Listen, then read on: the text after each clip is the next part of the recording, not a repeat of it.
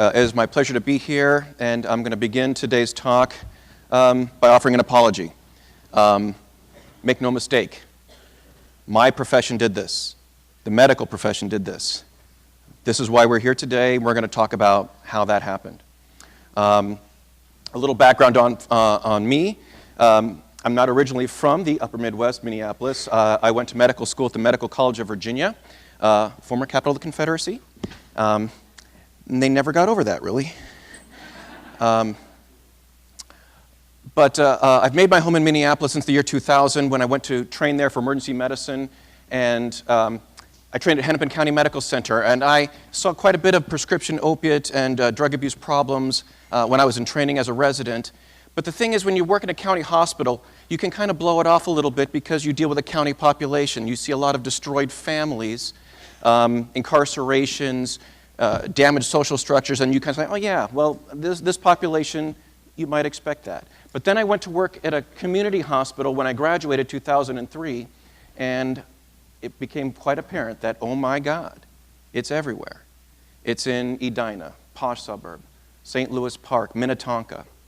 And that began my investigation into the source of this problem, and I've been working on this for over 10 years now. And here's what we're going to do. We're going to talk about it. Number one, my goals today, the problem. We're going to go through the numbers. You're all here because you kind of already know the numbers, but we're just going to review them. The United States was not like this 15 years ago. This has been a dramatic change in the culture of medicine in this country. Number two, why it happened. I'm going to have to disagree with one of my, Dr. Sapala. This was not an accident. This wasn't intentions gone awry. This was engineered. All right? Why it persists. We've had bad data on the scientific evidence of opioid abuse and overdose since at least 2007, and nothing has really changed. I'm going to argue that the incentives in medicine right now are poorly suited to fix this crisis. If it were about the science and patient safety, we'd have fixed it already, but we haven't. What can we do to solve? Oh, my Mac doesn't do this. What can we do to solve this problem? I'm going to argue we need a societal response. Again, medicine by itself has proven completely incapable of fixing it. And my final take-home point is all opiates are heroin, and there is nothing special about heroin. There's nothing moral or immoral. It just is what it is. So the problem, why are we talking about this? Well, brief history of opiates. We've used opiates as medicines going back as far as written civilization, Greece, Assyria, Persia. And the traditional method of obtaining opium for use was this. This is the poppy seed of the opium poppy, Papaver somniferum, that comes from Roman mythology. The Roman god Somnus was the god of sleep. And the god Somnus first appeared in Ovid's Metamorphoses. You guys remember the 15-volume epic poem about the history of the world up until Julius Caesar? It was, I thought the first 9 volumes flew by. But the last 6, get to the Rubicon. In any case, so what you did is you took the seed pod, you made a slice there, and you collected the milky substance and you dried it out, and the internet says it looks like this, so I believe it. And raw opium contains about 12% morphine, and morphine is also named after mythology. Morpheus was the Greek god of dreams. And this is morphine here, and this is codeine, which is also found in the opium poppy. And the really only difference is this methyl group here and the hydroxyl group there. And the body just makes codeine into morphine just naturally, typically. And these medicines treat pain in 2 primary ways. One is that opiates actually do have a signal blocking effect on the dorsal horn of the spinal cord. You touch something hot, signal travels up your arm. Well, opiates do block the intensity of that signal, but more importantly, opiates affect your mood. Pain is an emotional experience, sort of like all of life is. And by adjusting your mood at the time, it affects your experience of pain. And what it does is, like Dr. Sapala said, is that it affects dopamine in your reward center. So here is your brain on the left in your normal state, and you got a bit of dopamine coming down here, and your brain feels like, meh, I'm okay. And then what happens is with opiates bind this mu receptor here. This is an inhibitory neurotransmitter called GABA. It inhibits the inhibitor. Then dopamine floods your reward center, and your brain says, oh my God, that was awesome. But remember, The only reason these compounds do anything is you make a receptor for opiates. We are all on some version of morphine. That's what endorphins are. Endogenous morphine, or endorphins. So fascinating. What's the problem? The problem is these compounds also bind receptors in the brainstem, and in high enough doses, slow down your breathing or stop your breathing, and then you will die of a cardiac arrest shortly thereafter, as the heart can only survive a few minutes without oxygen. So why are we talking about this? We're talking about this because the United States contains 5% of the world's population, but we consume 80% of the world's opiate pain relievers. We are off the charts compared to the nations we like to consider our developed peers. Here is the United States opiate use per capita, and here is Western Europe, and we are about 3 to 5 times more per person than any nation in Europe. So that looks crazy. Has it always been like this? No, it has not always been like this. Back in the early 90s to mid-90s, we were prescribing about 85 to 90 million prescriptions of opiates for pain each and every year. And then look what happened in the last 15 years. This actually goes up to 2012, but actually we're up more around 230 million per year today. And here's what has happened. We're dying. In the year 2001, we had about 4,500 to 5,000 accidental prescription opiate overdose deaths. And in the year 2014, we were almost at 19,000, a 300% increase.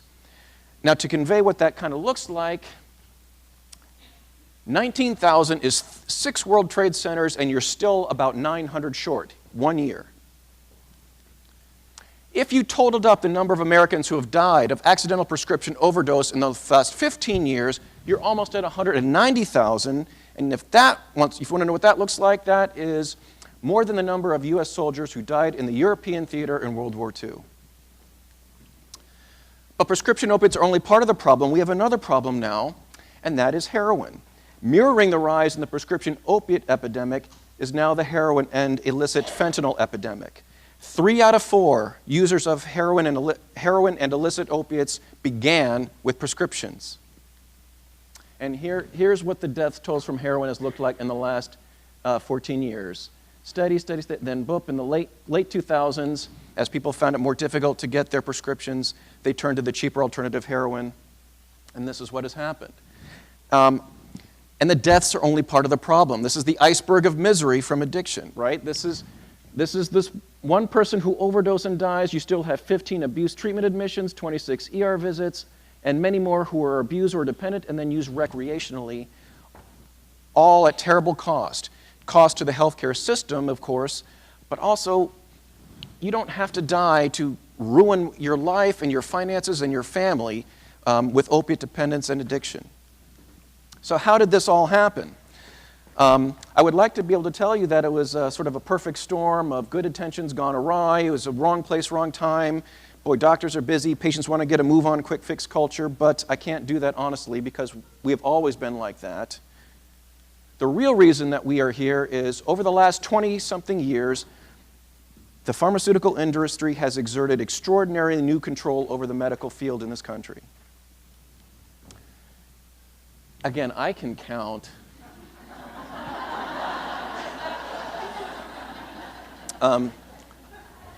So this is the sort of playbook that the opiate manufacturers use to sort of capture the medical industry and get more of their product to the market. 1, recruit thought leaders, otherwise known as key opinion leaders. These are the leading academic institutions, the leading pain clinics, who those of us, all of humanity, like we follow our faculty, we follow our teachers, we trust our leaders. All right, so their job is to shape the agenda for the rest of the medical community, so get a hold and influence them. The second thing that the opiate manufacturers did, which was different, is market directly to primary care doctors with gifts and incentives. Number 1, influence government and regulatory bodies to approve new products and mandate pain control requirements. And then finally, blur the line between academic societies and patient advocacy groups, the message being far more compelling when it comes from, Citizens Against Pain than it does from a well-dressed and attractive Purdue Pharma representative. Tactic number 1, recruit pain specialists at leading institutions. Their job is to convince the rest of us in the medical community that this is the new way we should be treating pain. Now, there were a number of doctors that were targeted, but probably the most prominent one was this gentleman, Dr. Russell Portnoy, who was the president of the American Pain Society. He was the subject of the Wall Street Journal article, "A Pain Drug Champion Has Second Thoughts," written in December 2012, and his stated goal was to rehabilitate the medical community of opiophobics.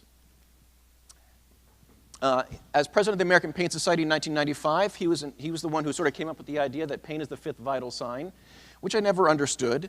As an emergency doctor, I thought that a persistent blood pressure of 60/40 with a temperature of 103 and someone who is septic might be dying, as opposed to the person on their phone watching television saying their pain was 10 out of 10. But I was told, or 100 out of 10. I mean, there's no limit on like mathematical implausibilities. Anyway, but we were told that we're to take pain levels as potentially as threatening to their life or long-term health as these other measurements, emphasizing the need get those pain numbers down. In 1996, Dr. Portnoy authored a position statement published in the Clinical Journal of Pain, stating that the risk of addiction to prescribed opiates if you had pain was less than 1%. Less than 1%. Do you guys know where that came from? Came to us from the New England Journal of Medicine, a study in 1980 called Porter and Jick. Red flags should be going off right now in your head. Why? All right, so 1980. Then suddenly 16 years later, they figure out that, oh, opiates aren't addictive, and we knew this for 16 years. That should be suspicious. All right, so we're going to go through the study that proves that opiates aren't addictive. Are you ready? You can do the whole thing right now. That's it. This is the study. It's a 5-sentence letter to the editor. This is the study that showed that opiates weren't addictive for pain. You can read it in 90 seconds. And basically what they did was, and first of all, Porter and Jick didn't argue that opiates aren't addictive. They just observed that they tracked about 12,000 patients who were admitted to a hospital, had a dose of opiate pain medicine for an acute injury, and in those circumstances, didn't mention anything about going home with a prescription, but in those circumstances, addiction was rare. That's all it said.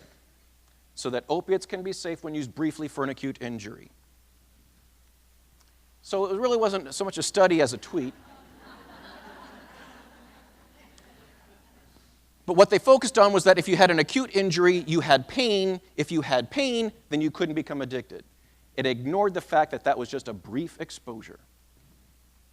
And this is where I would say this was the great failure of science and medical ethics. That study, the Porter and Jick, is what's called an observation study. They look afterwards and say, okay, well, you can use a lot of opiates, but in these circumstances, it seems to not, it seems to be okay. All right, that's called an observation. What you have to do then is then form a question. Does that mean opiates aren't addictive for all patients in pain? Generate the hypothesis, and then you do an experiment before you lead to a conclusion. They skipped that part. Now, how do we know they skipped that part? Because the National Institutes of Health looked for it. In 2014, part of their Pathways to Prevention program, they researched all the studies on using opiates for chronic pain, and not one study went longer than 12 weeks, and most just went 6. So what does Dr. Portnoy say now? In a taped interview in 2010, I gave innumerable lectures about addiction in the 80s and 90s that weren't true. Clearly, if I had an inkling of what I know now then, I wouldn't have spoken the way I spoke. By the way, he got paid millions by makers of pharmaceuticals to his pain clinic at Beth Israel Hospital in New York. Tactic 2, market relentlessly to the primary care doctors. Why is this new? Well, prior to the 1990s, the marketing of pain medicines, especially long-acting pain medicines, was the purview of cancer doctors and pain specialists. But that changed with this product, OxyContin, released by Purdue Pharma in 1996 as a continuous release preparation of the very unsexy and old opiate, oxycodone. And why would they target primary care? Because this is where most of the opiates come from. Why are you targeting the pain specialists when the bulk of opiates come from primary care, general practitioners, family practitioners? So that is why they targeted them.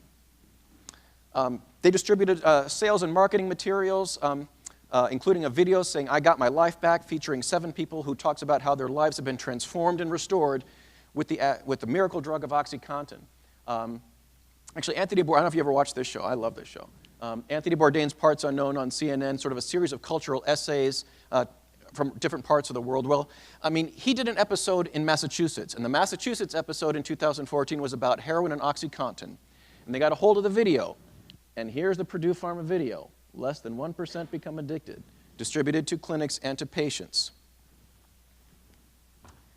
Swank resorts, all expenses paid, primary care doctors, pain specialists, nurses, pharmacists, everyone was included.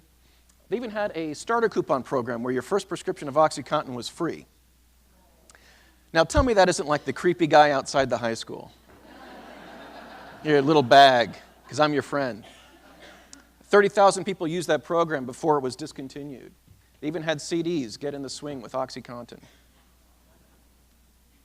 Tactic 3, influence government and regulatory bodies change the rules about pain control to favor more aggressive drug prescribing and administration. Drug companies kind of control the FDA at this point. This really began in the early 1990s with the passage of the Prescription Drug and User Fee Act of 1992. This act suddenly transformed the FDA, where 50% of their budget was the industry. This was born out of the AIDS crisis, actually. The FDA was under pressure because we had all these people who were dying of HIV. We can't get, we have these drugs, they might help, we need to get them improved. And so they took their money, and basically ever since then they've had a hard time saying no to the industry. And they changed the rules about opiates for long-term pain at the assistance of advocacy groups, saying pain is undertreated. That's when we had this, the Joint Commission with their 0 to 10 scale. You got to get those numbers down. Tactic 4, blur the line between advocacy and advertising. Partners against pain. Pain is nothing you have to go through alone. You have a partner. I mean, who would be against that? They're helping pain and loneliness. But this is pure unbranded outreach. That is a creation of Purdue Pharma. And this is the former president of the American Academy of Pain Management. We have an epidemic on our hands, and the status quo is failing us. But the American Academy of Pain Management has a corporate council, and look who's on it. Manufacturers of opiates. Unbiased advocacy, one of these groups, the American Pain Foundation, was actually shut down in 2012 when, far from being a grassroots organization, it was revealed that it was basically a corporate mouthpiece for pharma. 90% of their money came from the industry. But the plan worked. Chronic pain was then believed to be an undertreated epidemic, and opiates were safe and effective at helping people reclaim their lives. But is it really an epidemic, and do people really reclaim their lives? Well, one of the most common causes of chronic pain is arthritis. Do we say arthritis is an epidemic? This is an epidemic. Low background, then at a peak phase, and then a resolution phase. Well, if something is up here, that just means it's widespread and kind of like life. That's not an epidemic. And so do people actually reclaim their lives with these medicines? Well, you couldn't tell it from disability. Disability's been nothing but go up. And this, again, this is early 1990 through the 2000s. And the number 1 and 2 causes of disability are back and joint pain. These are the conditions these medicines told us we're going to solve. Oh, and that video about people reclaiming their life, well, 2 are dead. 3 became addicted, 2 of them died, both well actively addicted. So why are we still doing this? Still doing this? Medicine is big business in this country. Since 2008, I'm sorry, I'm running out of time, but this is from a year in performance review. Chris, we are also proud of the work you're doing with chronic pain, but it's such a fine line between risk of addiction and HCAP scores. HCAP scores. Those are patient satisfaction surveys, been used in 2008. During your hospital stay, did you need medicine for your pain? During your hospital stay, how often was your pain well controlled? During this hospital stay, did the hospital staff do everything they could to help you with your pain? Doctors are being graded on how well patients react to their visits, and they were given precious little time to do it. We use terms like throughput to describe efficiency of a medical system. Throughput was originally a term to describe the efficiency of a factory line. So doctors with no time, they need to make patients happy, and get basically all you have time to do is sit down and tell the patient, well, what do you want? And so the path of least resistance happens. How do we know this? December Annals of Internal Medicine, 2015. They studied almost 3,000 overdose patients who went to the ER or admitted to the hospital, and in 90% of those cases for an opiate overdose, they were back on prescribed opiates within 2 months, and in 70% of those cases, it was from the same doctor that prescribed the opiate before the overdose. So it is time to change. First of all, let's admit, all opiates are heroin. There's nothing remarkable about heroin. Heroin is diacetylmorphine, and here it is. It has a chemical structure. In fact, it wasn't even a street name. Heroin comes to us from Bayer Pharmaceuticals in the late 1890s. And so it's not even a street drug, but here it is. You take a morphine molecule, and here's an acetyl group. You put one molecule there and another one there, diacetylmorphine. But look, the structure is the same. Hydromorphone, hydrocodone, oxycodone, the ring structure, the brain receptor is the same. In fact, if you were in the United Kingdom and had a kidney stone or fell with an angulated fracture and went to the ER, you would likely get 2 milligrams of heroin, and you would be grateful. Now, they'd call it diamorph, but again, emphasizing that these drugs are all the same. The brain treats them the same. So we need to stop putting patients on these medicines for chronic pain. Again, once you develop opioid use disorder, this is from a study just published April 2017, almost 1 in 5 are dead within 10 years from opiate use disorder. Kaiser Foundation study, 34 patients taking opiates for 2 months or longer became dependent or addicted. So just within 2 months, you can change the brain. And then finally, May 2017, just this past month, the SPACE trial was published out of the VA. They studied opiates versus non-opiates for chronic pain for a year. There was no difference in pain control, but there was higher adverse reactions, confirming what we'd been seeing in the public health data all this time. So my task going forward is we need major overhaul of the healthcare system that emphasizes quick visits and selling of healthcare services rather than patient outcomes. We need to put the FDA back in the hands not of corporate medicine, but of the patients. And we need increased access to chemical dependency treatment. And can we stop with the moral talk about addiction? If you believe this is a moral issue, you have an extraordinary conclusion to make.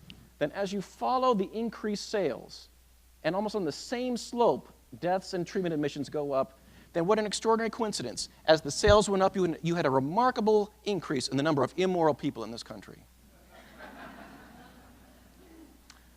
So this is my final slide. I conclude with this because whenever I give my talks, I try to emphasize the fact that by restricting access to opioids and arguing for less use of them, dramatic less use of them, I am not trying to punish anyone. I'm not trying to make people suffer. I've seen lots of patients who are opiate dependent and have it's a miserable life. That's all they think about that day is getting that script. By arguing for these reforms and changes in the medical culture, I want to help people who have suffered. Oh, by the way, despair actually literally means without hope. It's from the Latin word spero.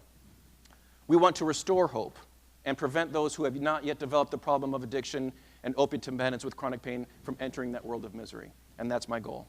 And thank you so much. Thank you.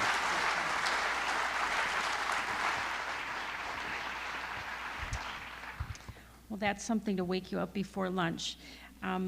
So if you're interested in delving further into the topic around the medical industry, health, health systems, we will have a roundtable discussion at the end of the day from 2:15 to 4. We will have most of our presenters available. So a couple of nuts and bolts before lunch. You are all given a map when you checked in, and on that map there's color coding of rooms. And most of you have dots on your name tags. And the dot on your name tag is meant to match where you go for lunch. And so for the rooms, we'll have everybody that has an orange dot stay here up toward the front of the theater because you will be eating on the stage. They'll take you up to the stage. And anybody